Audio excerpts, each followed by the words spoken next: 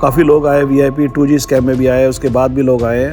Normally जो आए actual में उनको क्या है, लोग ये समझते हैं कि हम उनको कोई ना कोई फ़ायदा दे रहे हैं या कुछ उनको सुविधा दे रहे हैं। सुविधा नहीं होती। कोर्ट लेके जाना है तो कोर्ट भी उसको एक अलग वैन या अलग सिक्योरिटी में लेके जाएंगे, क्योंकि दूसरे इनमेट्स उस बस में उसमें हमला ना कर दें। अच्छा, केजरीवाल भी रहे, मनीष सिसोदिया भी रहे।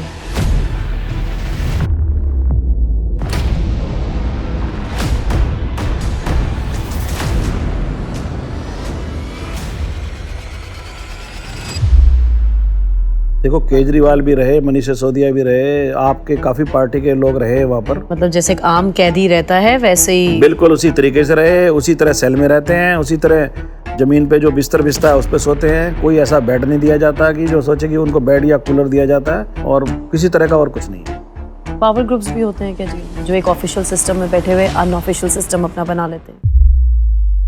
अच्छा, कुछ प्रिजनर्स की तो फैमिली मिलने आ जाती होगी, कुछ ऐसे भी होंगे जिनके घर से कोई उन्हें मिलने नहीं आता, फिर वो कैसा पल होता है? क्या वो लोग आप लोगों से डिस्कस करना चाहते हैं? देखो 80-90% जो है ना, जिनकी फैमिली के लोग कोई ना कोई आते हैं, लेकिन 10% या 15% लोग ऐसे हैं जिनका कोई फैमिली में कोई मिलने नहीं आता। और वो मैं बताऊं उसका रीज़न क्या है ना मिलने आने का। सही, ये लॉरेंस बिश्नोई भी हाई रिस्क जेल में बंद था मंडोली में, और आप वहीं पर थे उस दरमियान। जैसे मारने के लिए ना जेल में अलमीरा है, उनमें जो लोहे की लगी होती हैं एंगल्स, उसको निकाल लेते हैं, उसको बना के घिस के चाकू बना लेते हैं, और चाकू बना के उसको वो यूज़ करके मारते हैं। लेकिन अलमीरा से निकाल के उसे घिसना और चाकू का पूरा फॉर्म देना, वो तो मिनटों का खेल नहीं है।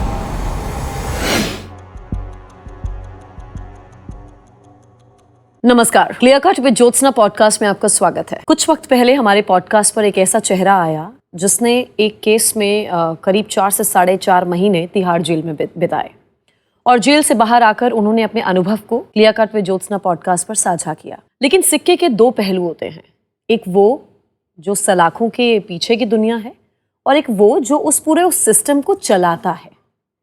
आज उसी सिस्टम से रूबरू कराने के लिए हमारे साथ खास मेहमान मौजूद हैं। नाम है उनका राजकुमार। राजकुमार जी, आपका बहुत बहुत स्वागत है। नमस्कार जी। राजकुमार जी ने तिहाड़ जेल को बहुत करीब से समझा है, संभाला है और देखा है। तो आज जो भी हमारी बातचीत रहेगी उसे बहुत ध्यान से आप देखिएगा, क्योंकि बहुत दिलचस्प रहने वाली है। सर, सबसे पहले तो आप मुझे यही बताइए कि जेल सुपरिटेंडेंट बनने का सफ़र आपका आखिर शुरू कैसे हुआ? जेल सुपरिटेंडेंट बनने का सफ़र मेरा 2011 में फर्स्ट टाइम शुरू हुआ। दिल्ली गवर्नमेंट में हम सर्विस करते हैं as a ad hoc DANICS officer. तो नॉर्मली क्या होता है, ट्रांसफ़र हमारा दिल्ली गवर्नमेंट के अलग अलग डिपार्टमेंट्स में होता रहता है। जेल में भी कभी कभी होता है, क्योंकि जेल भी एक पार्ट है दिल्ली गवर्नमेंट का। तो मेरा ट्रांसफ़र 2011 में, मैं उस टाइम वेट डिपार्टमेंट में था, वहाँ से मेरा ट्रांसफ़र हो गया तिहाड़ जेल में। तो तिहाड़ जेल का जैसे नॉर्मली एक अलग टाइप का काम है, तो एकदम झटका सा भी लगा। और अच्छी चीज़ ये थी सिर्फ कि वो मेरा घर जो है तिहाड़ जेल के बिल्कुल नज़दीक था, सामने था ऑलमोस्ट। तो 2011 में मैं यहाँ आया, तो एक चैलेंजिंग जॉब है, बड़ा अच्छा काम करने का, बहुत बढ़िया है, यहाँ पर मिलता है चीज़ें। तो 2011 से 2014 तक मैं रहा, 3 साल के करीब। उसके बाद मैं फिर यहाँ से ट्रांसफ़र होकर चला गया। फिर मैं दोबारा आया 2020 में। 2020 से 2024 तक मैं यहाँ रहा, और मैं रिटायर भी फिर यहीं से हुआ मई 2024 में एज सुपरिटेंडेंट। तिहाड़ के अलावा आप दिल्ली की और भी कई जेलों में रहे हैं? हाँ, तिहाड़ की एक बड़ी अच्छी दिलचस्प बात है ये कि मैं अकेला ऐसा सुपरिटेंडेंट हूँ जो तिहाड़ क्या दिल्ली परिजन की टोटल 16 जेल्स हैं। 9 जेल तिहाड़ कैंपस में पड़ती हैं, एक रोहनी में पड़ती है, और 6 जेल मंडोली में पड़ती हैं। तो मैं 16 की 16 जेल में एज ए सुपरिटेंडेंट रहा हूँ। कुछ 8 या 9 जेलों में तो मेरी डायरेक्ट पोस्टिंग रही है, और बाकी जेलों में मैं एडिशनल चार्ज, जैसे कोई सुपरिटेंडेंट छुट्टी चला जाता है तो मैं उसका चार्ज देखता हूँ। तो मैंने सुपरिटेंडेंट की सीट पर बैठ के 16 की 16 जेलें देखी हैं। ऐसा सुपरिटेंडेंट पहले कभी और कोई मेरे ख्याल से, मेरे याददाश्त में नहीं है। सर, आप बता रहे हैं आपने कई जेलों में काम किया है, लेकिन तिहाड़ का एक्सपीरियंस एकदम अलग कैसे है और ज़्यादा चैलेंजिंग कैसे है तिहाड़ में काम करना? अब जब हम यहाँ दिल्ली गवर्नमेंट में काम करते हैं तो बाकी ऑफिस के डिपार्टमेंट का काम बिल्कुल अलग है। तिहाड़ जेल एक अलग तरह का काम है, और ये मैं एक और बड़ी अच्छी बात बताना चाहता हूँ आपको कि पूरे इंडिया में जेल कैडर के लोग ही सुपरिटेंडेंट लगते हैं जेल्स में। लेकिन सिर्फ दिल्ली में ऐसा है कि दिल्ली में हम दिल्ली के Danish officers, ad hoc Danish officers अपने दूसरे डिपार्टमेंट से दिल्ली में जेल में ट्रांसफ़र होते हैं। हमें जेल के बारे में बिल्कुल भी नॉलेज नहीं होती, और 2 या 3 साल का हमारा पीरियड होता है। उस 2-3 साल के पीरियड में इतने हम सीखते हैं, इतने हमारा यहाँ से ट्रांसफ़र हो जाता है। इसलिए मेरे हिसाब से इसलिए चैलेंजिंग था कि जिसको पहले सर्विस शुरू करता है आदमी तो उसको पता होता है कि मैं यहाँ तिहाड़ जेल की नौकरी करने आ रहा हूँ। लेकिन हमने जब सर्विस ज्वाइन की तो दिल्ली गवर्नमेंट के डिपार्टमेंट में की, उस टाइम हमें ये पता भी नहीं होता कि कभी हमारा तिहाड़ जेल में ट्रांसफ़र हो जाएगा। तो 2011 से 2014 फिर 2020 से 2024 के बीच आपने हाई प्रोफाइल केसेस भी देखे होंगे और इतने साल तक आपने जेल सिस्टम देखा। आपकी इस पूरे काम के दौरान सबसे ज़्यादा चैलेंजिंग फेज़ क्या था? देखो, इतने लंबे पीरियड में बहुत लोग आए, हाई प्रोफाइल लोग भी आए। 2011 में या 12 में 2G स्कैम में काफ़ी लोग आए, सबको पता है इस बात का। उसके बाद और भी टाइम में बहुत लोग आए हैं। लेकिन सबसे ज़्यादा चैलेंजिंग जो मैं मानता हूँ, जो 2020 में जब कोरोना आया था, वो मेरे लाइफ का सबसे बड़ा वो था एक्सपीरियंस। कोरोना के पीरियड में हमारे उस टाइम के जो डीजी थे, उन्होंने बहुत काम किया और पूरे इंडिया में तिहाड़ जेल या दिल्ली प्रिजन ही ऐसा था जिसमें सबसे कम कोरोना के केस हुए। उसके पीछे रीज़न ये था कि हम सब लोग बड़े अच्छे तरीके से लगे रहे और हमें मार्गदर्शन मिलता रहा हमारे डीजी साहब का। और चैलेंजिंग इसलिए भी था कि बड़ा मुश्किल काम था, सब लोग एक दूसरे से डरते भी थे। और मैं बड़ा अच्छा एक्सपीरियंस बताता हूँ कि जैसे सब डिपार्टमेंट में लोगों की छुट्टी होती है, उस टाइम बंद था, पूरा इंडिया बंद था, काम अपने घर से करते थे लोग, ऑफिस जाना नहीं था। लेकिन हमारी कोई छुट्टी नहीं थी, हमें डेली जाना है। जो इनमेट्स थे उनको कोर्ट नहीं जाना है, उन्होंने अपने अंदर रहना है, क्योंकि क्वारंटाइन करना है, आपस में सबको अलग रखना है, बैरक में, वार्ड में। तो वो पीरियड बड़ा चैलेंजिंग था। हमने रोज़ घर से जाना भी है, घर वाले भी डरते थे बहुत। और आपको बड़ा अच्छी बात बताऊं, जब हम छुट्टी होती है या घर आते थे तो मैं सीधा जाता था बाथरूम में, और बाथरूम में गया, सारे अपने चेंज किए, नहाया धोया और उसके बाद बिल्कुल आके अलग रूम में बैठ गए। तो ऐसा चैलेंजिंग मेरे ख्याल तो कभी लाइफ में किसी के आएगा नहीं, बहुत मुश्किल चीज़ थी। और लेकिन बड़ा अच्छा पीरियड वो कटा और बड़ी मेहनत की सबने, और वो पीरियड बड़े अच्छे तरीके से निकल गया। देखो, एक कोरोना का पीरियड जब आया ना, तो मैं कोरोना के पीरियड के सेकंड वेव में 2020 में मैं जेल में पोस्ट हुआ। और आपको पता होगा कि 2020 में जो सेकंड फेज़ था कोरोना का, सबसे मुश्किल था, जिसमें काफ़ी लोगों की इंडिया में डेथ हुई और सब कुछ हुआ। तो अब कोरोना पीरियड में देखो, बाकी सारे लोगों की स्टाफ की छुट्टी होती है, बाकी डिपार्टमेंट सारे, जेल बंद थी, सारा जो इंडिया बंद था। लेकिन जेल एक ऐसी जगह है जहाँ हम ये चीज़ नहीं कर सकते थे। जेल से इनमेट्स को कोर्ट जाना बंद हो गया, परमानेंट उनको सेल में रहना है, अपने वार्ड में रहना है, बाहर उनकी वार्ड की मूवमेंट भी ख़त्म हो गई। और कोई भी खाना है, सब कुछ हम उसको दे रहे हैं पूरा। हमने वहाँ पे फेस मास्क दुनिया भर के बांटे हुए थे उनको, हाँ, सैनिटाइजर्स उनको हर वार्ड में दिए हुए थे। और जो कोर्ट्स की मूवमेंट तो बिल्कुल बंद ही हो गई थी, लेकिन जो कुछ केसेस होते थे वो हम वीडियो कॉन्फ्रेंसिंग के थ्रू उनके कराते थे सारे। और घर में उनको जैसे फ़ोन कराना है, मुलाकात सब तरह की बंद हो गई थी, उनको घर में फ़ोन कराना है, वो हम फ़ोन की लाइन हमने डाली हुई थी वार्ड में, बैरक्स में, वहाँ से हम उनको एक एक को फ़ोन कराते थे। और स्टाफ जो है, स्टाफ को भी पूरी सिक्योरिटी दी हुई थी और पूरा सिक्योरिटी लेयर था उनका। फेस मास्क सारे लगाते थे, सैनिटाइज़र रखे हुए थे सारे वार्डों में हमने। और हमारा भी बड़ा मुश्किल काम था, सबको मिलना है, सबके पास जाना है और सारी चीज़ें देखनी है और अपनी सेहत का भी ध्यान रखना है। तो बड़ा मुश्किल टाइम रहा। और उस पीरियड में मेरे ख्याल तिहाड़ जेल में कोई भी बड़ा इंसिडेंट नहीं हुआ। 2 या 3 इनमेट थे जिनको अच्छा कोरोना ज़्यादा हुआ है और हॉस्पिटल जाना पड़ा और उनकी डेथ हुई है। नहीं तो टोटल पूरे पीरियड में 3 या 4 फेज़ में जो कोरोना आया, उसमें किसी भी तरह की कोई चीज़ की ऐसी बड़ी इंसिडेंट नहीं हुई है।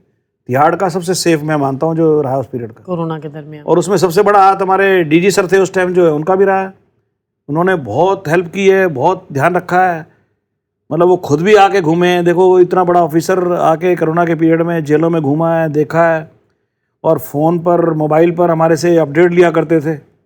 मैं कह रहा हूँ, उतने टाइम मेहनत जो उन्होंने की है, उसी को देखते हुए फिर हम भी आगे बहुत ज़्यादा मेहनत करते रहे। और सेहत की चिंता सबको थी, लेकिन हमें भी थी। लेकिन एक चैलेंजिंग जॉब था जो किया सबने, और बड़े अच्छे तरह से वो पीरियड निकल गया। तो डॉक्टर्स वगैरह को भी स्पेशली, और डॉक्टर्स का भी अरेंजमेंट बढ़ाया गया था तिहाड़ में? नहीं, एक्चुअल में क्या है कि जेलों में डिस्पेंसरी हमारी सभी जेलों में है और 24 घंटे डॉक्टर होता है। Morning shift, evening shift, night shift होता है डॉक्टर।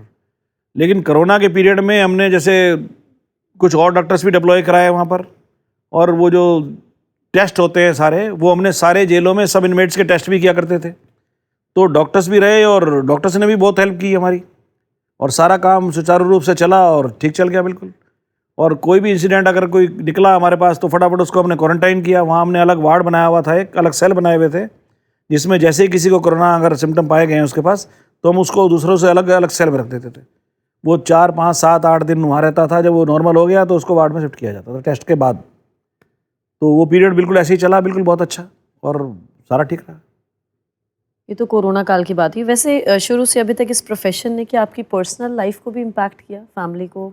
बहुत किया। देखो यहाँ टाइम का कोई चक्कर नहीं है। सबसे बड़ी बात है कि आप और ऑफिस में जाते हो 10 बजे से 5 बजे तक, या 10 बजे से 6 बजे तक का ऑफिस होता है, लेकिन यहाँ ऑफिस आपका 24 घंटे का है। कोई ऑफिस टाइम ही नहीं है हमारा। किस टाइम क्या इंसिडेंट हो जाए, क्या ना हो जाए, तो क्या फेस करना पड़ जाए। यहाँ पर रोज़ कोई ना कोई चीज़ आ जाती है, लड़ाई झगड़ा छोटा मोटा हो जाता है, कोई चीज़ है। तो हम देखा जाए तो 24 घंटे की सर्विस हमारी थी यहाँ। मुझे कई ऐसे इंसिडेंट हुए, रात को भी जाना पड़ गया, सुबह भी जाना पड़ गया। तो बाकी जगह से एक अलग ही डिफरेंट जॉब है और बड़ा चैलेंजिंग जॉब है। अच्छा, एक चीज़ बहुत मैं उत्सुक हूँ जानने के लिए। आपने इतने सालों तक क्रिमिनल्स देखे, अक्यूज्ड, कॉन्विक्ट्स के बीच में आपने काम किया।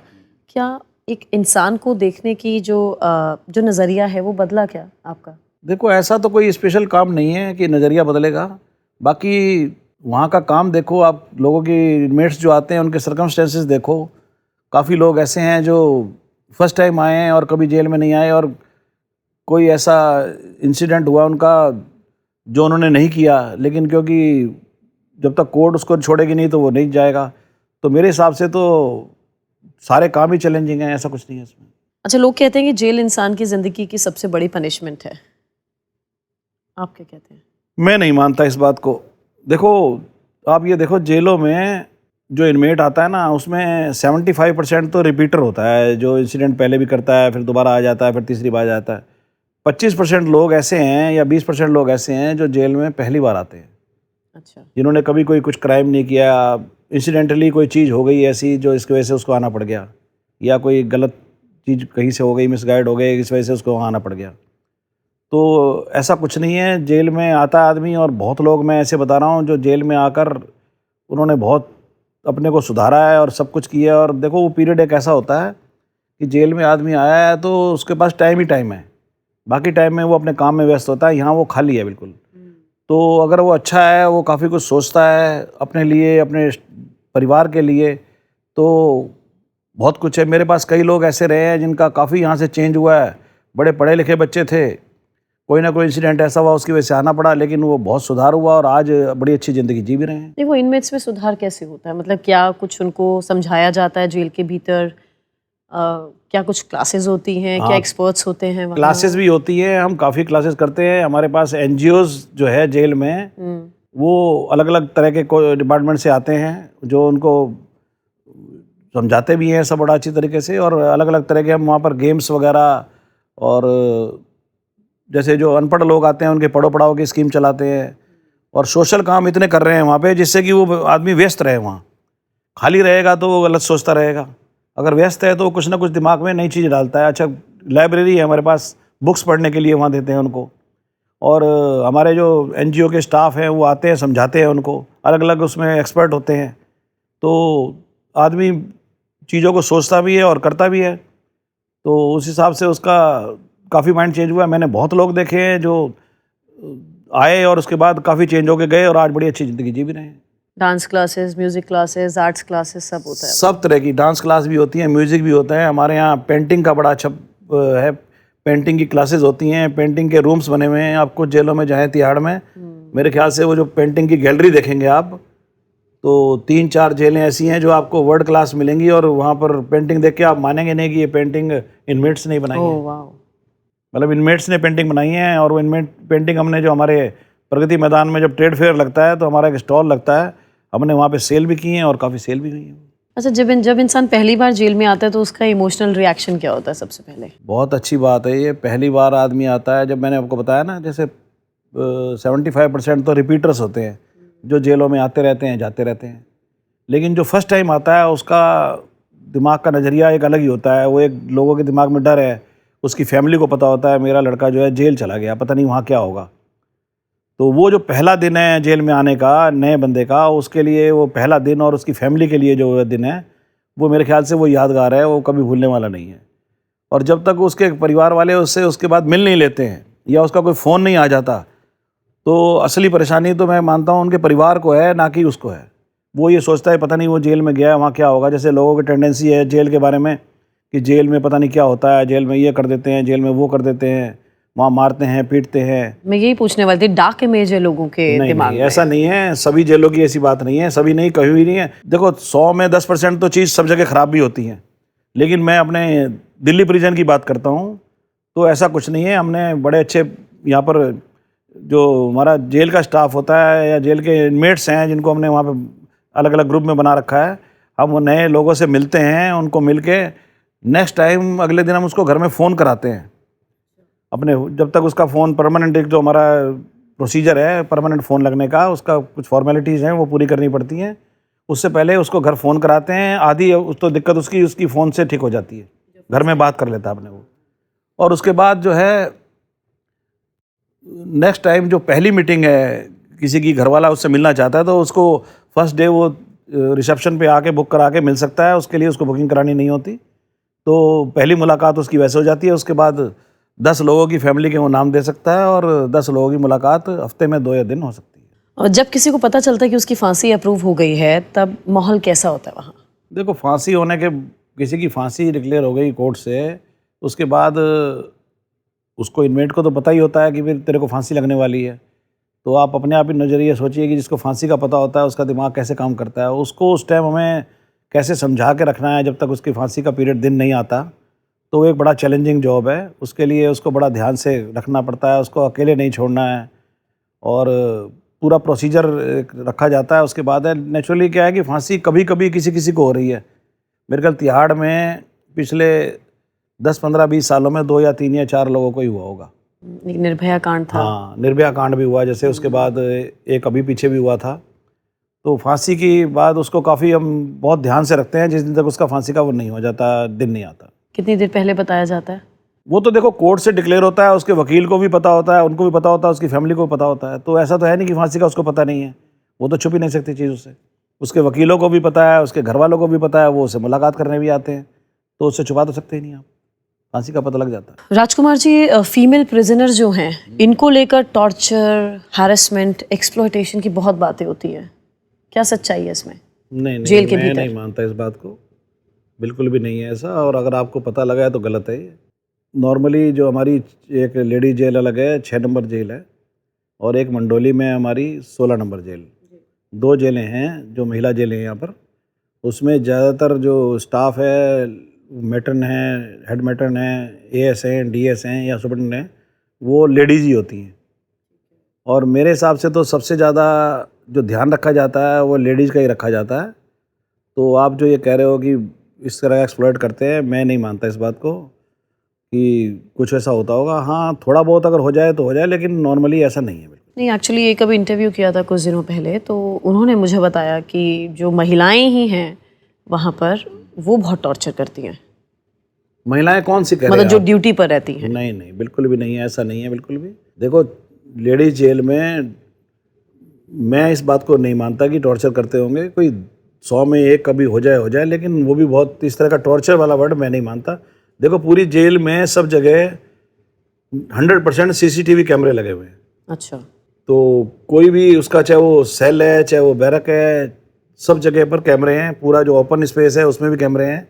कोई ऐसी चीज़ होती होगी, मैं नहीं मानता, जो मेरे एक्सपीरियंस में। इन्वेस्टिगेशन के दौरान एक महिला को मेंटली और इमोशनली ज़्यादा प्रेशर झेलना पड़ता है। नहीं, इन्वेस्टिगेशन जेल में तो हम किसी तरह का इन्वेस्टिगेशन करते ही नहीं है। इन्वेस्टिगेशन तो पुलिस करती है। तो जेल में इन्वेस्टिगेशन कौन सा हुआ बताओ? इन्वेस्टिगेशन तो किसी भी केस का पुलिस करती है। हमारे यहाँ तो उसको जुडिशियल कस्टडी में भेज दिया गया। जुडिशियल कस्टडी में भेज दिया उसको, हमने एज एक सुधार गृह बनाया हुआ है, उसके अंदर रखना है। कोर्ट ने रखा हुआ है जुडिशियल कस्टडी में। जब उसकी डेट पड़ती है वो वहाँ चली जाती है, जब वो वापस आती है हमारे पास आ जाती है। जब उसका बेल का ऑर्डर आ जाए, रिलीज हो जाए, तो उसको छोड़ दिया जाता है। तो जेल तो कोई इन्वेस्टिगेशन करता ही नहीं है उसकी। जेल का किसी भी काम का इन्वेस्टिगेशन का काम ही नहीं है कोई। इन्वेस्टिगेशन केस की पुलिस करती है। और बार बार प्रेगनेंसी टेस्ट भी होते हैं, ऐसा भी कुछ बताया गया मेरे को इस पॉडकास्ट में। गलत है बिल्कुल भी। प्रेगनेंसी टेस्ट जो है, जब किसी भी महिला को पहली बार जेल होती है, जब वो फर्स्ट टाइम उसको जो दिल्ली पुलिस लेके आती है, उस टाइम उसका प्रेगनेंसी टेस्ट होता है, जब वो मुलाहिजा के टाइम आती है। उसके अलावा प्रेगनेंसी टेस्ट नहीं होता। अगर वो 2 या 3 दिन या 4 दिन के लिए कहीं पैरोल पे गई है या पुलिस उसको लेके गई है, उसके बाद वापस आती है तो प्रेगनेंसी टेस्ट होता है। उसके अलावा किसी तरह का कोई प्रेगनेंसी टेस्ट नहीं होता। मेरी नॉलेज में ये है, बिल्कुल नहीं है। नहीं है।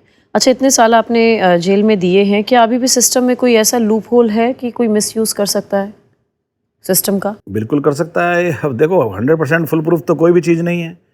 अब बहुत चीज़ें ऐसी हैं, हमारा काफ़ी स्टाफ जो है बड़ा अच्छा काम करता है, 75 या 90% स्टाफ काम करता है, लेकिन हमारे बीच में ही बहुत लोग हैं ऐसे जो कुछ ना कुछ करते हैं और वही लूप होल का फ़ायदा उठाता है। जो इनमेट्स जो हैं वो फ़ायदा उठाते हैं और उसका गलत इस्तेमाल करते हैं। पैसों का भी आदान प्रदान बहुत होता है, डिजिटली हो या बहुत होता है। इसका तो मैं आपको क्या बताऊं कि अब जो डिजिटली चल पड़ा है, जो मेरा एक्सपीरियंस कहता है और आज तो बढ़ता जा रहा है कि जो पेटीएम और गूगल पे है उसके थ्रू इनमेट्स जो है पेमेंट डालते हैं स्टाफ के। वो चाहे वो स्टाफ अपना नंबर दे या अपने किसी दोस्त का नंबर दे।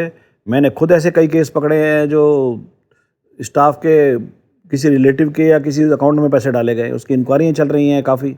हेडक्वार्टर हमारा जो डिपार्टमेंट विजिलेंस विभाग है वो करता है और ऐसे केस कई आए हैं सामने, लेकिन अब बहुत ज़्यादा चल गया है। इसमें क्या है, कुछ लोगों की कमी हमारे जो इनमेट्स हैं उनकी भी है, जो इसमें उनका साथ देते हैं। जब आप साथ ही नहीं दोगे, आप पैसा ही नहीं जमा कराओगे तो कुछ नहीं होगा, ऐसा डर नहीं है। लेकिन वो डर बिठा दिया जाता है और इनमेट जो है, जो अच्छे घर का है या जो पहली बार आया है, वो डरता है। वो सोचता है कि किसी तरह की कोई ऐसी चीज़ ना हो और उसके घर वाले पैसे जमा करा देते हैं। नहीं, और स्टाफ अगर इस चीज़ में मदद कर रहा है तो सिस्टम तो फेलियर है ही ना। बिल्कुल है। नहीं मतलब कुछ मैं बता रहा हूँ ना, सारा 100% प्रूफ नहीं है, लेकिन बहुत लोग हैं जो पकड़े भी जा रहे हैं, जिनके ऊपर केस भी हो रहे हैं। ऐसे कई केस हैं। अब यहाँ उनका सबका नाम बताना ठीक नहीं है और बहुत लोग हैं जिनको चार्जशीट भी हुई है चीज़ों के ऊपर और प्रूफ भी निकले हैं उनके। नहीं, केस होना अलग बात है और स्ट्रिक्टनेस होना अलग बात है। क्या उस पर काम नहीं हो रहा? नहीं, समय समय पे देखो अलग अलग टाइम पे अलग अलग तरह की चीज़ें करी जा रही हैं। हमारे जो डायरेक्टर जनरल आते हैं, सारा डिपेंड करता है हेड से लेके नीचे तक। अब वो कैसे आए हैं, कितना इंटरेस्ट ले रहे हैं इसके ऊपर और कैसे काम कर रहे हैं और कैसे इंस्ट्रक्शन दे रहे हैं और सारा जो हमारा स्टाफ है वो भी उसको कैसे फॉलो कर रहा है, उसके ऊपर रहता है। अलग अलग टाइम पे बहुत जगह चीज़ें हुई हैं, नई चीज़ें बहुत हुई हैं। सिक्योरिटी की बहुत चीज़ें नई आई हैं हमारे पास जो पहले नहीं थी और काफ़ी लूप होल्स है जिनको पकड़ा भी गया है और आगे ना हो, लेकिन फिर भी कुछ ना कुछ लोग हैं जो ये करते हैं और 100% फुल प्रूफ तो बिल्कुल भी नहीं है।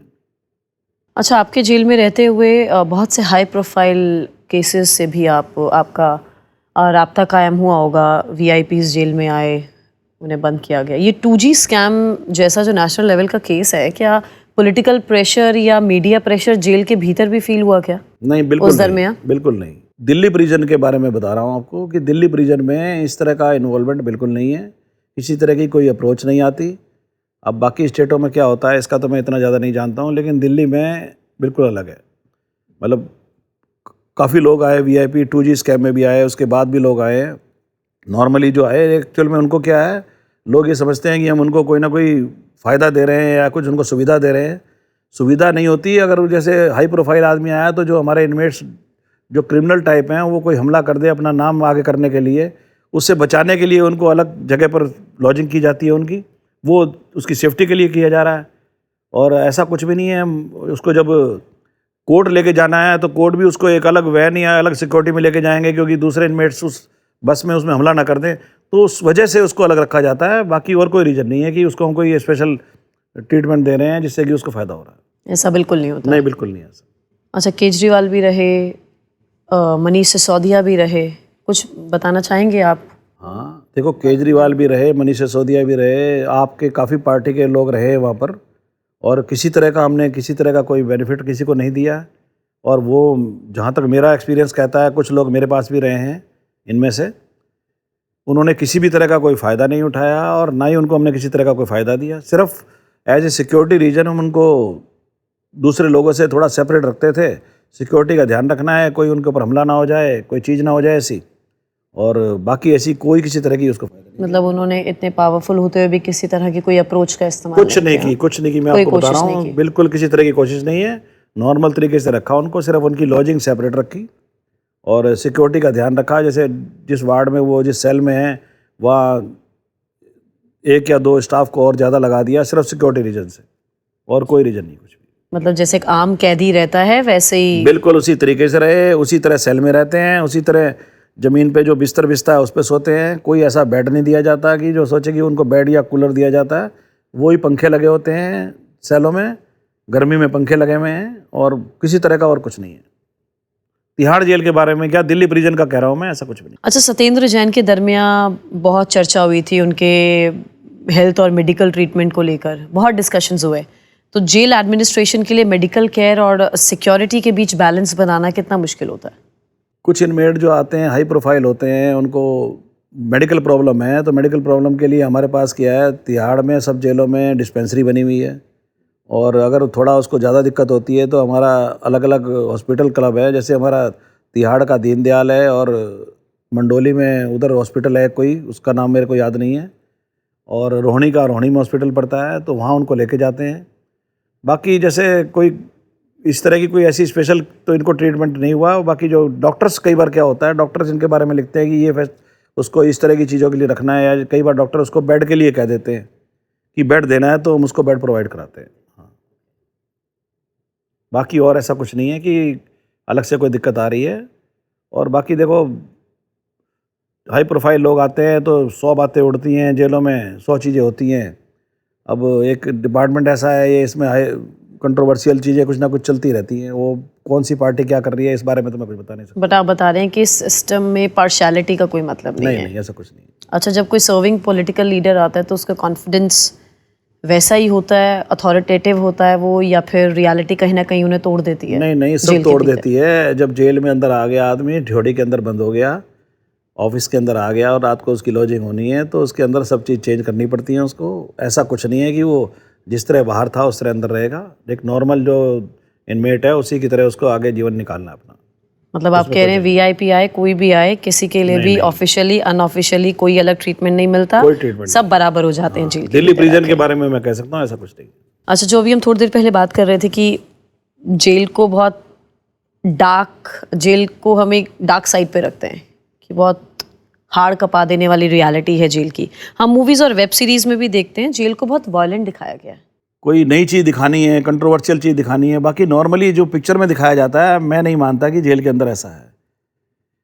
कुछ जगह पे कभी कभी इंसिडेंट हो जाते हैं, जैसे हमारे यहाँ कई बार कुछ खुराफाती इनमेट होते हैं, कुछ झगड़ा करते हैं, ब्लेडबाजी कर देते हैं, लड़ाई झगड़े हो जाते हैं, तो केस अगले दिन पेपर्स में भी आता है, उसको दिखाया, उसकी वजह से उसको करते हैं। बाकी कोई फोटोग्राफी तो किसी के पास है नहीं कि क्या हुआ है। तो बाकी ऐसा कुछ नहीं है कि जेलों में कोई ऐसी चीज़ अलग से हो रही है, और छोटा मोटा झगड़ा, ब्लेडबाजी और ये चीज़ें होती रहती हैं। और ये गैंग कल्चर और इंटरनल पॉलिटिक्स जेल की, is it there? Gang culture में मैं क्या बता रहा हूँ, कुछ हाई प्रोफाइल गैंग्स के लीडर होते हैं जो जेलों में आते हैं। जैसे हमारा एक हाई सिक्योरिटी सेल है, हम उसमें रखते हैं। कुछ लोग इधर उधर भी वहाँ रखे जाते हैं। तो वो क्या कोशिश करते हैं, जैसे कि एक बड़ी अच्छी बात है, जैसे बैरक्स हैं, बैरक्स में 40, 50 या 100 लोग रखते हैं हम, काफ़ी बड़ी होती है। तो उसमें जो थोड़ा कंट्रोवर्शियल या हाई प्रोफाइल है, वो क्या करता है, कोशिश करके थोड़ा बड़ा स्टाफ से मिलके एक अलग कोने में अपनी जगह बना लेता है। अच्छा। तो वो कोशिश करता है कि जैसे वो सेल, उस बैरक के अंदर वो अपना एक रोब या बना के रखे। हाँ बना के रखे। तो ये चीज़ें थोड़ी बहुत मिलती हैं, जब पता लगता है तो उसके ऊपर हम कार्रवाई भी करते हैं, और लेकिन ये थोड़ा बहुत चलता है। अच्छा, आपके अब तक के इस पूरे सफ़र में कोई ऐसी डेंजरस सिचुएशन जो आपने पर्सनली जेल के अंदर हैंडल की हो? इस तरह का कोई बहुत हाई प्रोफाइल या जो इस तरह का नहीं है, लेकिन हाँ हमारी बाकी जेलों में, जैसे हमारी 8-9 जेल है, उसके अंदर एक बड़ा इंसिडेंट हुआ। एक हाई सिक्योरिटी सेल में कुछ लोग थे, उन्होंने एक दूसरे इनमेट के ऊपर हमला किया। आपस में रंजिश थी, चांस की बात है कि उसकी लॉजिंग भी वहीं हो गई, और वो कैसे साइड से कहीं से चढ़े और ऊपर गए और उसको चाकू से हमला किया है। इसका बड़ा वीडियो भी वायरल हुआ सारे में, और उसकी वहीं पर मौत भी हो गई थी। तो ऐसे और भी हुए हैं, मंडोली में भी 1-2 केस हुए हैं, और 2-3 केस हमारे यहाँ, एक 3 नंबर केस में जेल में भी हुआ था। अंदर ही वो इनमेट को उसको मार दिया था, सेल के अंदर ही। तो बहुत चीज़ें हुई हैं, क्योंकि क्या करते हैं जो इनमेट होते हैं, जैसे मारने के लिए ना, जेल में जो अलमीरा है उनमें जो लोहे की लगी होती हैं एंगल्स, उसको निकाल लेते हैं, उसको बना के घिस के चाकू बना लेते हैं, और चाकू बना के उसको वो यूज़ करके मारते हैं। ऐसा तो कई जगह हुआ है। मेरे ख्याल तिहाड़ में काफ़ी सालों में 8, 10, 12, 15 इंसिडेंट ऐसे हो चुके हैं। तो बाकी तो इनको कोई नाइफ वगैरह कोई कहीं से मिलता नहीं, लेकिन ये उसको निकाल के उसको काट के और खाली बैठे होते हैं अंदर, उसको घिसते हैं और घिस के उसको यूज़ कर लेते हैं।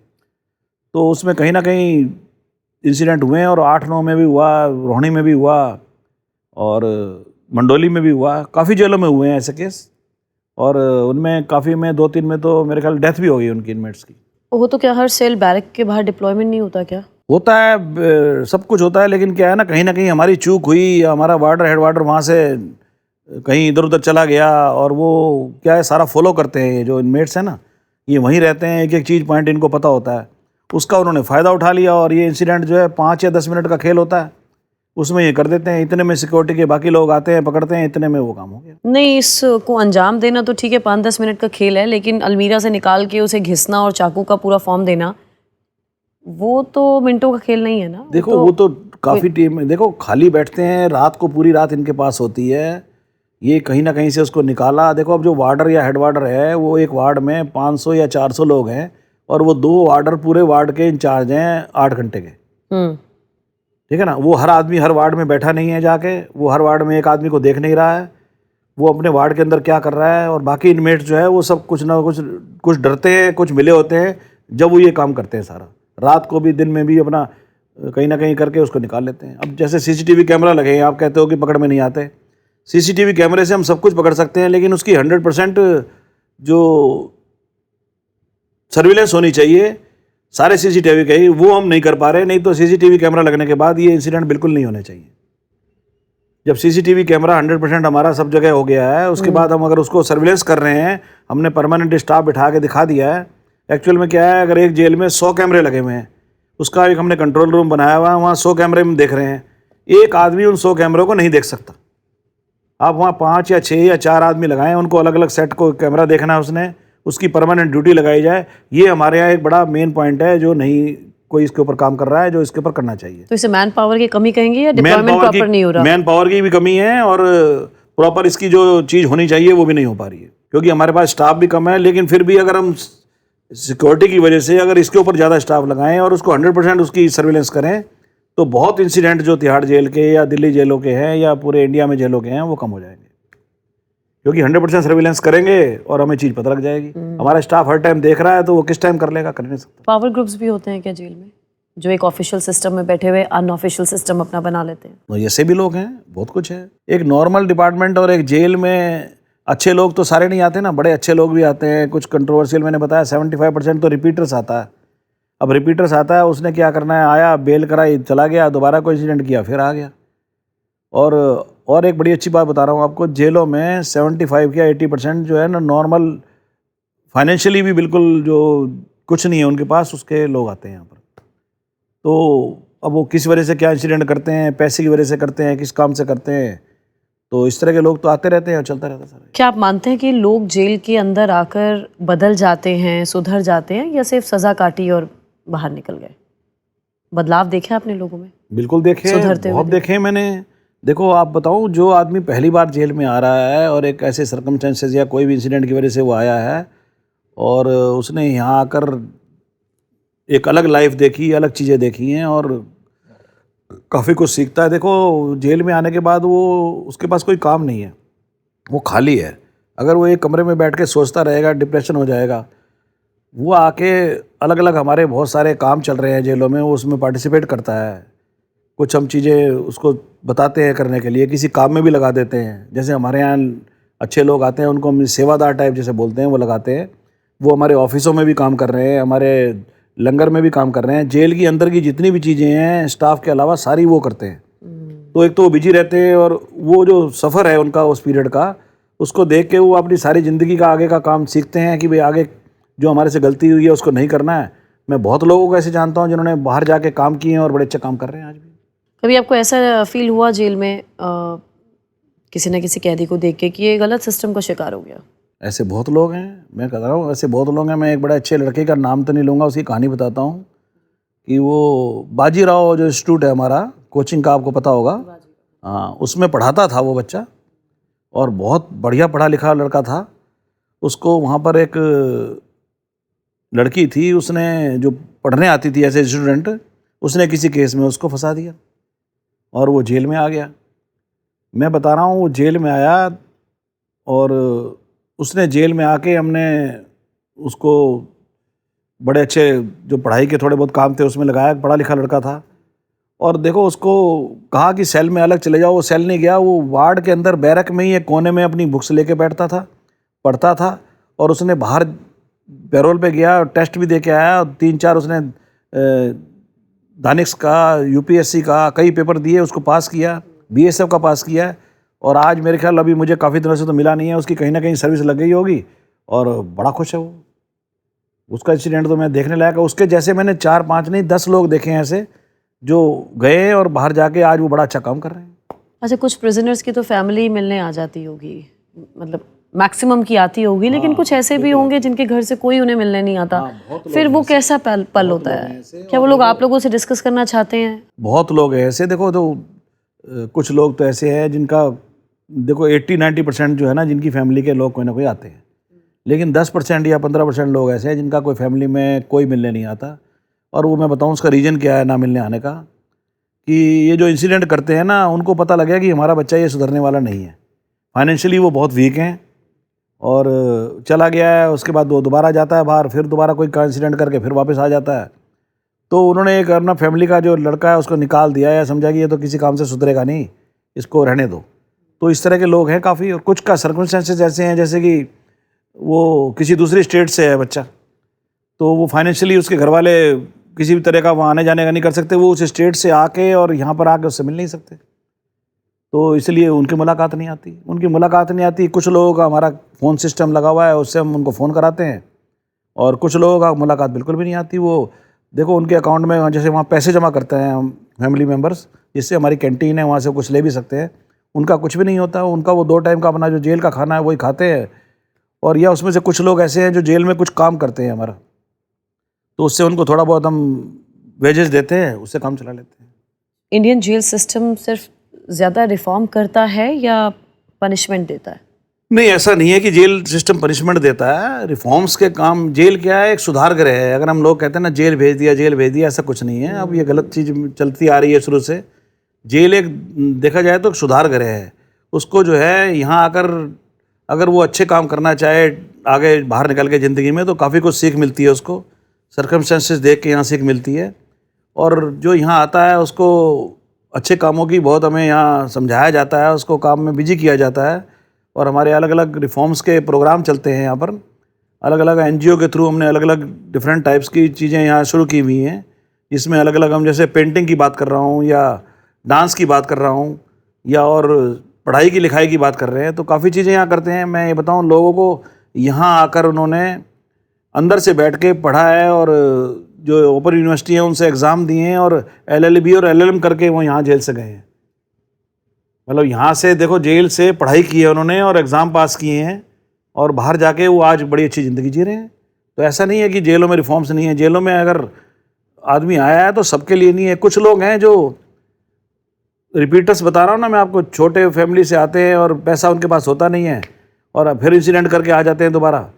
लेकिन कुछ लोग ऐसे हैं जो आके समझते भी हैं और चीज़ का फ़ायदा भी उठा रहे हैं, और बाहर जाके बड़ा अच्छा काम भी कर रहे हैं। सर, ये जैकलीन और सुकेश चंद्रशेखर का जो मामला है, उस दरमियान आप जेल में ही थे, मतलब वहाँ ड्यूटी पर थे? नहीं, मैं नहीं था उस टाइम, मेरी पोस्टिंग नहीं थी। अच्छा। हाँ, वो फाइनेंशियली स्टाफ को बहुत उसने अप्रोच किया, सुकेश ने, ऐसा सब निकल के खबरें लेकिन आती कुछ थी। पीरियड वो बाद में मैं जब आया हूँ तो मेरे पास 3-4 महीने रहा, लेकिन वो पुरानी बातें हैं। वो मेरे ख्याल उस टाइम 1 नंबर जेल में था, जो ये ज़्यादातर सोशल मीडिया पे भी उड़ रही हैं बातें कि वो 1 नंबर में रहा है। लेकिन जहाँ तक मेरी भी नॉलेज में आता है कि जैकलीन का तो मैं नहीं कंफर्म कर सकता, लेकिन कुछ लोग इससे वहाँ मिलने आते थे। हाँ, जिसका लोग डिपार्टमेंट में भी इंक्वायरी वगैरह चल रही है, कुछ हुआ है, और इससे मिलने आते थे। और ये 1 नंबर जेल में था उस टाइम, और सुना है कि कोई ऊपर फर्स्ट फ्लोर पे कोई ऑफिस था, वहाँ ये बैठता था। ये बड़ा कंट्रोवर्शियल रहा है, पेपरों में भी आया काफ़ी, और मुझे भी कहीं से पता लगा। तो एक्चुअल में क्या है कि ये सुकेश जो है ना, ये फाइनेंशियली किसी ना किसी तरह से कुछ जो कमज़ोर कड़ी है हमारी जेल की, उसको पकड़ लेता था और उसका फ़ायदा उठाता था ये। अब आपको पता केसों में चीटर है ये, चीटिंग के केस इसके ऊपर चल रहे हैं, और उस केस में ये कर जाता था काम। तो उसका ये फ़ायदा उठाता था, चाहे वो ब्लैकमेलिंग समझ लो या कुछ ही समझ लो। तो कुछ लोग ज़रूर आए हैं इसके पास। अब कौन आए हैं, कैसे आए हैं, ये पता नहीं मुझे, क्योंकि उस टाइम मेरे ख्याल 100% CCTV कैमरा भी नहीं थे जब ये पीरियड हुआ 1 नंबर जेल का। आज की डेट में तो CCTV कैमरा लग गए हैं और ऑलमोस्ट 99% एरिया जो है उससे कवर्ड होता है, तो कोई जगह ऐसी बस्ती नहीं है जिससे पता ना लगे आपको। तो बाकी उस पीरियड में हुआ है, ये तो काफ़ी कंट्रोवर्शियल भी रहा है और काफ़ी चीज़ें चली हैं इसके ऊपर। और जिन महीनों के दरमियान आप बता रहे हैं कि आपके होते हुए वहाँ था। हाँ, मेरे पास तो ये मैं 4 नंबर जेल में था जब ये 3-3.5 महीने मेरे पास रहा। मैंने तो अपने टाइम में पूरा कड़ी निगरानी एक्चुअल में जिसमें जेल में रखना चाहिए इस तरह के लोगों को जिसके ऊपर काफ़ी कंट्रोवर्सी है, तो टोटल 100% CCTV कैमरे में रखा है इसको। एक एक मूवमेंट इसकी मेरे पास होती थी, एक एक मूवमेंट मैंने इसकी डिटेल रखी है अपने पास। जब कभी भी अपने ऑफिसर्स को दिखानी है बतानी है तो बताते थे हम उनको। और वो 3.5 महीने मैं अपने बता सकता हूँ कि मेरे जो जेल में इसने काटे हैं किसी भी तरह का कोई चीज़ ये नहीं कर पाया होगा। तो आपको तो बिल्कुल नापसंद करता होगा। नेचुरली नापसंद करेगा मुझे। तो देखो, ऐसा आदमी जो कोई ना कोई चीज़ निकाल के कुछ करना चाहता है और उसके आगे फिर इस तरह का आदमी भी आएगा तो करेगा ये चीज़ें। तो उसका काम ही चीटिंग है। वो तो कहीं ना कहीं से किसी तरह फाइनेंशियली या किसी तरह आदमी को अप्रोच करता है, कोशिश करता है। तो उसके बाद तो जेलों में ट्रांसफ़र होता रहा इसका, कई जगह कभी चेंज कर देते हैं। अब मेरे ख्याल आजकल पता नहीं किसी और जेल में बाहर ही है, दिल्ली की ही। तो अपने आप में कंट्रोवर्शियल है, आपको पता ही है सारा, इसके बारे में सारी दुनिया जानती है। कितना टाइम हो गया, कितने दिन हो गए आपके रिटायरमेंट को? कुछ महीने मैं हुए मई 2024 में 31 मई को रिटायर हो गया था, तो अब मेरे ख्याल ये मई चल रहा है तो 2 साल हो गए। 2 साल हो गए। अच्छा, तो मैंने सुना आपके बारे में कि आपको लोग बहुत पसंद करते थे, आपका स्टाफ, आपका जो फेयरवेल हुआ वो भी बहुत अद्भुत था, ऑफिस से घर तक का पूरा सफर। देखो, मैं बताऊं ना, मैंने आपको बताया जेल का स्टाफ बहुत अच्छा है। अब 5-10% लोग जो है खराबी करते हैं जिसकी वजह से सब लोगों को परेशान होना पड़ता है। मेरी रिटायरमेंट हुई मई 2024 में और मैं 1 नंबर जेल में पोस्टेड था। एक बड़ी इंटरेस्टेड बात है कि जब मैं 2011 में आया था, पहली बार जेल देखी मैंने, तो वो भी मेरी पहली पोस्टिंग नंबर 1 जेल में थी। और उसके बाद मैं रिटायर हुआ हूँ 2024 में, तो भी मेरी 1 नंबर जेल थी जिससे मैं रिटायर हुआ हूँ। तो मेरा बड़ा अच्छा उन्होंने फेयरवेल किया है, बड़ा अच्छा फंक्शन किया और मुझे जो फेयरवेल दिया वो यादगार है। मुझे तो हमेशा याद रहता है वो कि ऐसा फेयरवेल मुझे नहीं लगता कि किसी सुपरिटेंडेंट का अभी तक हुआ होगा या किसी स्टाफ का भी ऐसा हुआ होगा। पूरा जेल स्टाफ मेरे साथ चला, पूरी मेरी एक कारवां निकाला गया, जो मेरा घर बिल्कुल पास था वहाँ तक छोड़ने आए और वो मेरे यादगार सारी ज़िंदगी भूल ही नहीं सकती। उसकी जो वीडियो फोटोग्राफी में देखता हूँ तो बड़ा अच्छा लगता है। तो सारा स्टाफ मेरे साथ बहुत अच्छा रहा, बड़ा अच्छा कोऑपरेशन करा। और जहाँ तक कहे कि ख़राब चीज़ें हैं, ये सब जगह होती हैं। वो 2, 3, 5, 10% लोग जो हैं वो सारे सिस्टम को ख़राब करते हैं, उसकी वजह से इमेज ख़राब होती है। देखो, अब तिहाड़ जेल में जो पहले था और आज लेटेस्ट मैं बता रहा हूँ, अब 3-4 सालों से वो जो तिहाड़ जेल के बारे में एक अच्छी चीज़ होती थी वो अब कम आ रही है। पहले कोर्ट्स भी जो है यहाँ इनमेट्स को दूसरे स्टेट से ट्रांसफ़र करती थी, आज यहाँ से ट्रांसफ़र दूसरी स्टेट में कर रही है। तो इसके पीछे क्या रीज़न है? कमी है कहीं ना कहीं। कमी है कहीं ना कहीं, बिल्कुल। उस कमी को पूरा करना पड़ेगा, कुछ चेंज करना पड़ेगा। वो क्या क्या चेंजेस हैं? वो सारा कुछ डिपेंड करता है, हमारे जो हेड होंगे, डायरेक्टर जनरल होंगे, वो इंटरेस्ट लें तो सब कुछ कर सकते हैं इसके ऊपर। जेलों में सुधार की बहुत चीज़ें अभी कर सकते हैं जो पहले भी थी और आज बहुत कम हो रही हैं उसमें से। सर, कई दफ़ा हमने ब्लेडबाजी के मामले सुने और सिर्फ तिहाड़ से ही नहीं, कई जेलों से खबरें आई, तस्वीरें आई। ये ब्लेड कहाँ से पहुँचता है इनमेट्स के पास? देखो, जेलों में जब भी कोई आता है तो पूरा वो चेक होके आता है और अंदर कोई चीज़ उसको नहीं मिलती है। लेकिन एक ब्लेड एक ऐसी चीज़ है जो बहुत छोटी सी चीज़ है और कहीं भी रख सकता है आदमी। ब्लेड का क्या होता है, एक सर्जिकल ब्लेड होते हैं। जब ये कोर्ट जाता है या हॉस्पिटल जाता है, वहाँ से अपने कहीं ना कहीं से ये स्टाफ लेके जो इनमेट है वो इसको ऐसी ऐसी जगह छुपा लेते हैं। मैं आपको बताऊँ, मुंह में, अंदर दांतों के पास प्लास्टिक में रख के उसको वहाँ फिट कर लेते हैं। और जब वो अंदर आता है, बॉडी में चेकिंग होती है उसकी मशीनों में, एक्सरे से, तो वो उसकी पकड़ में नहीं आता। उसको वो ले जाते हैं और ये ब्लेड अंदर जाके ब्लेड से डराते हैं। जो अच्छा आदमी है उसको डराते हैं, बाकियों को डराते हैं और ब्लेड मारते भी हैं। मतलब ये बिल्कुल डरते नहीं हैं। इस तरह ब्लेड मारेंगे, आम पब्लिक में ऐसा आप नहीं देखोगे कहीं भी। और कई बार क्या होता है, ये ब्लेडबाजी इतनी होती है, 1, 2, 5, 10, 15 लोग आपस में ब्लेडबाजी करते हैं और फिर क्या है, जेल स्टाफ को या जेल प्रशासन को डराने के लिए वो 15-20 लोग सब अपने खुद ब्लेड मार लेते हैं और सिस्टम को ऐसा लगाते हैं जैसे डर बैठ जाए सबके दिमाग में, और वो अपनी जो चीज़ें उन्होंने गलत की हैं उसको दबाने के लिए। तो ब्लेड जो है ना वो एक नॉर्मल चीज़ हो गई है और उसको छुपाने की चीज़ें बहुत हैं, वो कहीं पकड़ में नहीं आता इनको और इस तरह ले जाते हैं जेल में। तो जेल में ब्लेडबाजी के सिस्टम बहुत हुए हैं। मैं कह रहा हूँ 3-4 जगह तो मैंने ऐसे देखा 40 से 50 लोग ब्लेडबाजी हुई और अपने ब्लेड उन्होंने मुंह पे मारा, गले में मारा और अपने कपड़ों में सारा खून खून होता है। और आप उस पिक्चर को देख के आम आदमी तो घबरा जाएगा कि भाई हो क्या गया, ये सब खून ही खून होता है उस टाइम।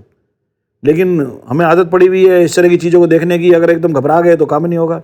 उसको टैकल करने के लिए स्टाफ को बुला के कैसे करना है, कहाँ करना है, वो सख्ती भी जरूरी है, वो सख्ती भी करनी पड़ती है। कितने लोग होते हैं एक सेल में, बैरक में? एक बैरक छोटी बड़ी भी होती हैं, 30 से लेके 100 तक, 125 तक लोग होते हैं। किसी में 30 हैं, किसी में 50 हैं, किसी में 80 हैं, किसी में 100 हैं। सेल में नॉर्मली हम 3, 4, 5 लोग रखते हैं, या किसी किसी में सिक्योरिटी रीजन से जैसे कोई हाई प्रोफाइल आया सिंगल रखते हैं उसको। और 3, 4, 5 या एक? हाँ, 2 नहीं रखते एक सेल के अंदर। 2 इसलिए नहीं रखे जाते एक सेल में कि दूसरा किसी को कुछ मार दे या कोई चीज़ कर देगा तो उसका हमारे पास विटनेस कोई नहीं है। तो इसलिए शुरू से एक चला आ रहा है कि 1, 3, 5, 7, 8 ये तो सेल में, और बैरक्स में तो 30 से लेके 100-150 तक लोग होते हैं साइज के हिसाब से बैरक्स की। क्योंकि मैं आपसे पूछ रही थी ना, ये इस तरह की वारदात को अंजाम देते हैं, क्या बाहर किसी का डिप्लॉयमेंट नहीं होता देख रेख के लिए? तो 100 लोगों पे तो नजर रखनी वैसे ही मुश्किल है। 100-125 लोग तो एक वार्ड के, एक बैरक के अंदर हैं। हाँ वही। उस वार्ड के अंदर 400-500 इनमेट्स हैं और बैरक उसमें 6, 7, 8 हैं। मैं आपको बता रहा हूँ आज भी सबसे बड़ी कमी क्या है कि हमारे पास स्टाफ नहीं है या स्टाफ नहीं लगाया है। आप बताओ 450 या 500 इनमेट्स के ऊपर हमने एक वार्डर या एक हेड वार्डर 2 लोग लगाए हुए हैं, तो कैसे पॉसिबल कर लेंगे, कैसे सिक्योरिटी को चेक कर लेंगे उसके अंदर? वो बैरक के अंदर क्या कर रहा है, क्या नहीं कर रहा है। फिर आपको बताऊं उधर जो आपने CCTV कैमरा लगाए हैं उसकी 100% सर्विलेंस भी नहीं कर रहे हम। अगर हम 100% सर्विलेंस करें, वहाँ पर स्टाफ बहुत ज़्यादा लगाया जाए जो कुछ कैमरे अलग अलग देखेगा, तो हम बैठ के पता कर सकते हैं कि सेल में क्या हो गया, किस वार्ड में क्या हो गया। हमारी सबसे बड़ी लूप होल ये है जिसको सुधारना बहुत ज़रूरी है, और 100% अगर सिक्योरिटी करनी है तो सबसे पहले ध्यान इसके ऊपर देना पड़ेगा। सर, ये लॉरेंस बिश्नोई भी हाई रिस्क जेल में बंद था मंडोली में, और आप वहीं पर थे उस दरमियान, आप जैसे बता रहे हैं। हाँ, एक बार मेरे पास लॉरेंस बिश्नोई दूसरे स्टेट से इसको ट्रांसफ़र किया था, कुछ इसके केस थे यहाँ पर मेरे ख्याल। तो 15 नंबर जेल बंडोली में मैं पोस्ट था, तो 7 या 8 दिन रहा है मेरे पास ये। और हाई प्रोफाइल कैदी है ये, इनमेट है, इसकी सिक्योरिटी भी बहुत ज़्यादा रखी गई, हमने ध्यान रखा है इसका, CCTV सर्विलेंस में रखा है इसको। और ये अपने वार्ड में 24 घंटे हमने इसको बंद रखा हुआ था, बीच में 10-15 मिनट, आधा घंटा खोलते भी थे इनको सिक्योरिटी के साथ। और धार्मिक चीज़ें पढ़ता था, मैंने देखा है कि हनुमान चालीसा बैठ के कुछ और चीज़ें पढ़ता रहता था बैठ के, ऐसे अपना टाइम पास करता था सारा ये। लॉरेंस और बिश्नोई हमने परमानेंट इसके ऊपर स्टाफ डिप्लॉय किया हुआ था, कैमरा में था, ये CCTV कैमरा में था, 2 स्टाफ इनके सेल के बाहर पोस्ट किया हुआ था। तो 7-8 दिन रहा, फिर इसके बाद इसकी किसी दूसरे स्टेट में कोर्ट से ट्रांसफ़र हो गई इसकी, यहाँ से फिर चला गया। अच्छा, जेल में किसी तरह की कोई गुंडागर्दी नहीं, कोई कुछ लड़ाई झगड़ा नहीं? गुंडागर्दी नहीं, वो हाई सिक्योरिटी वार्ड था, जेल थी वो, उसमें अलग अलग सेल होते हैं और अलग अलग सेल में हमारा स्टाफ डिप्लॉयड है, तो ऐसी कोई चीज़ वहाँ हो भी नहीं सकती थी और ना हुई है। और 7-8 दिन करके गया, चला गया, यहाँ से ट्रांसफ़र हो गया, कोई नॉर्मल रहा। चैलेंजिंग था बट अच्छे से हैंडल हो गया। Thank you so much Rajkumar ji, आप स्पेशली हमारे सेट पर आए और आपने बताया कि एक्चुअल सिस्टम चलता कैसे है जेल का, सच्चाई क्या है, क्योंकि लोग तो डरते हैं जेल के नाम से, बट जेल एक सुधार गृह है, सुधार गृह है। Thank you so much sir, thank you so much.